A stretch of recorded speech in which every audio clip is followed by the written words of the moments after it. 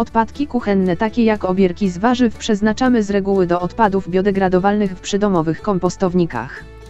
Nawet jeśli nie masz ogrodu i nie uprawiasz warzyw, a masz balkon lub rośliny doniczkowe, to przedstawię Ci inną, szybszą metodę nawożenia. Przestaniesz wyrzucać kuchenne resztki do śmietnika. Jeśli wyrzucasz odpady kuchenne na kompost, z tony odpadów biodegradowalnych można wyprodukować od 300 do 400 kg kompostu. Oprócz obierek i innych odpadów domowych, do kompostu dodawana jest także skoszona trawa, opadłe liście czy resztki obumarłych roślin z rabat kwiatowych. Produkcja kompostu trwa jednak długo, bo około od 6 do 10 miesięcy. Zwykle najlepsze nawozy do stosowania to gnojówka z pokrzywy, z żywokostu, skrzypu polnego lub z obornika. Jednak nie każdy ma dostęp do takich materiałów, aby pozyskać je za darmo. Przedstawiona tutaj metoda pozwoli zaoszczędzić czas i uzyskać nawóz w postaci gnojówki z tego, co każdy z nas ma w domu. Wspomniane wcześniej resztki kuchenne najpierw należy zmielić, aby proces fermentacji przebiegał szybko.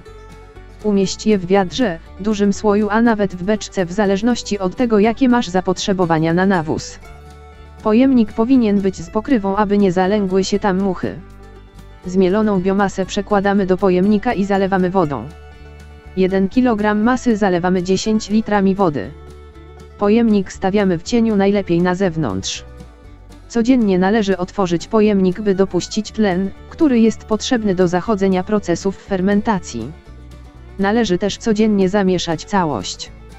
Po od 10 do 14 dniach gnojówka jest gotowa. Można jej używać, gdy zakończy się proces fermentacji i przestanie się pienić.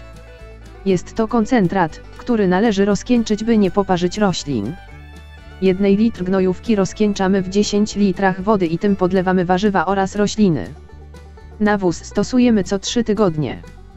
Należy pamiętać, aby nie nalewać wody do pełna, bo podczas fermentacji wytwarzają się gazy, co przy otwieraniu może spowodować wzburzenie się i wybuch cieczy.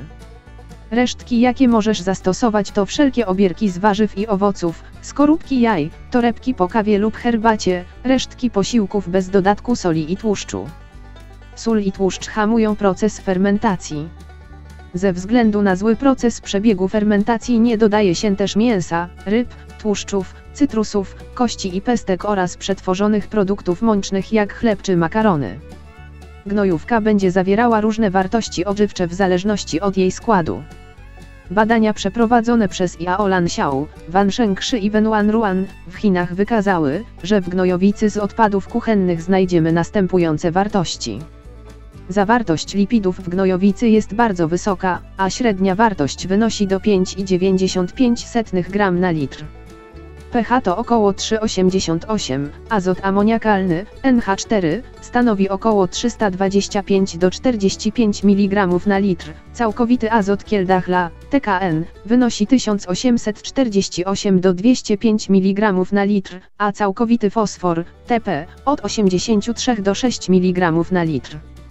Skórki od banana są przede wszystkim cennym źródłem potasu i fosforu, ponadto kwasu krzemowego, wapnia, magnezu i siarki. Wykorzystanie ich w uprawie poprawia ukorzenianie, krzewienie, a także kwitnienie roślin.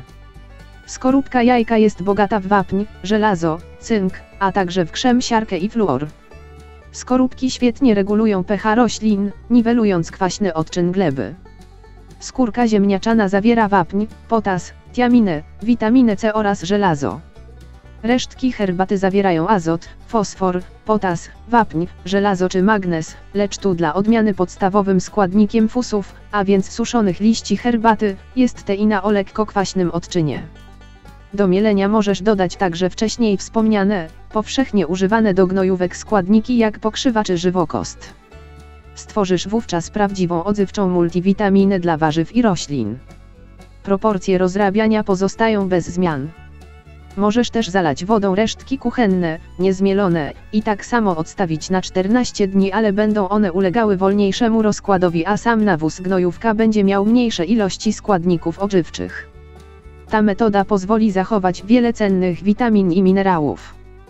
W kompostowniku wszystkie soki wypływające z resztek podczas rozkładu wsiąkają w glebę pod kompostownikiem. Za pomocą tej metody wszystkie dobrodziejstwa z rozkładu pozostają w wodzie i możesz nimi podlać glebę, gdzie rosną warzywa. Nic się nie zmarnuje.